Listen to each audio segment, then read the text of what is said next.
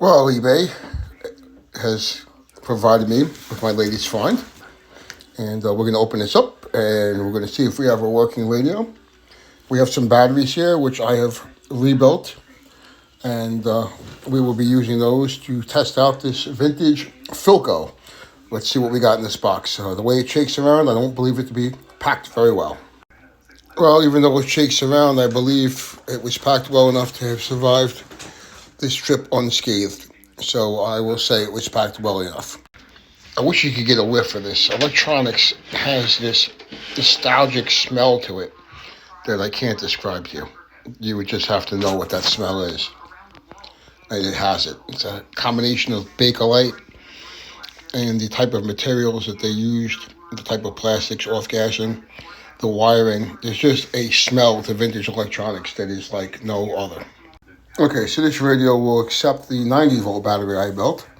We're going to take that out for a minute, make sure that the power switch is off. I don't recommend ever powering these things, installing batteries in these things while the power is on. It's just not a good idea. Okay, so where we ended up is we need to replace the capacitor. So stand by. I didn't take you with me when I took the radio apart, but there's my capacitor tester. We had a weak tube and a bad capacitor, and we should have a working radio in a few minutes, so just hang tight. So I don't understand this, but a resistor will allow it to play, a capacitor will not, even the proper value. So something else is going on here, I don't know what, but I don't care. I'm going to put that resistor in there, so hang tight. I mean, God forbid there's an emergency. All right, I'm going to go grab So we got a working radio.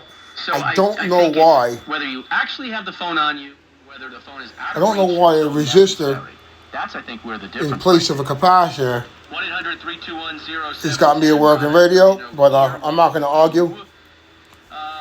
You don't argue with success. I know I had a shorted capacitor. I tried replacing it with good capacitors.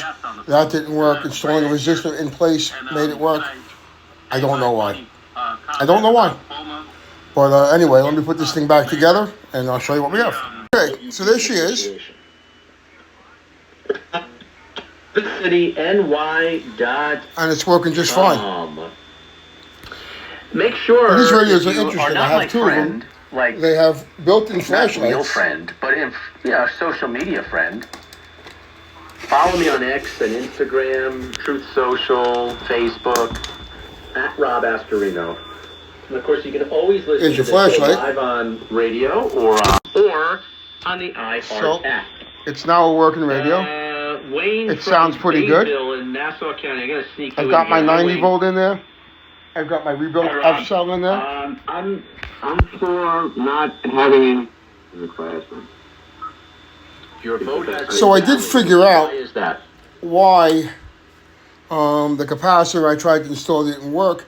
What I was trying to put in there was a 22 UF, and it is a .22. So there's the reason why that didn't work out. Now, I don't know how much performance difference there would be with the proper capacitor in there. I have another one here, and they sound pretty much the same. You're only out of their house for one day. And that, so you need Million people gas to come in stations. Start asking these And questions. he's opening a Otherwise, government gets into its routine. And it just does things and will continue to do them on itself. until someone says, Really no Oh. difference. why we do this? Until someone pulls the plug out. And you have to put it back in. And justify why you're putting it back in. That's why I really don't disagree with the whole Doge thing. I think I would pull out all the plugs. They really sound the same. And then, if necessary, you plug it back in. So there you have it. Another working surviving radio. Again, I didn't spend the time to show you all my troubleshooting steps. What I did was I took out this trusty capacitor tester and checked each of the capacitors, and I found one that appeared to be shorted. I tried replacing it with what I thought was the right capacitor, and nothing happened there. And then I have an old trick that I use. I tried using this substitution box. That initially didn't help me either with capacitance. Then I hooked up this meter across the capacitor and started to flip the lever on the meter. And the meter has both resistance and capacitance to it by nature. And all of a sudden, when I got to the 1.5 setting across the capacitor, it began to play. There's not a lot of voltage across the capacitor. It barely moved the meter. So, that little resistor I have in there is not going to get hot. There's no current across it.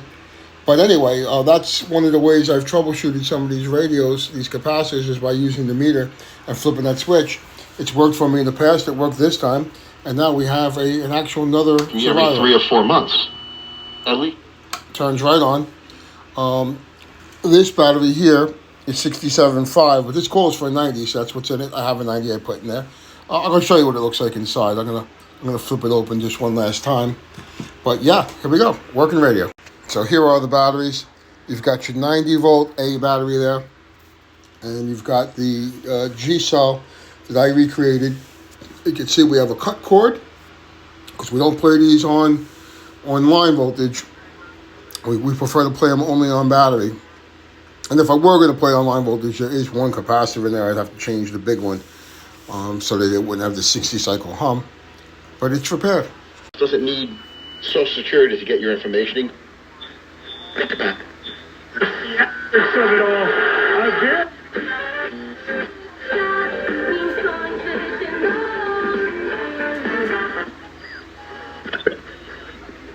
They look for those production as lessons, even if they're not in the one in auto markets such as the United States. Danny, thank you so much for joining us.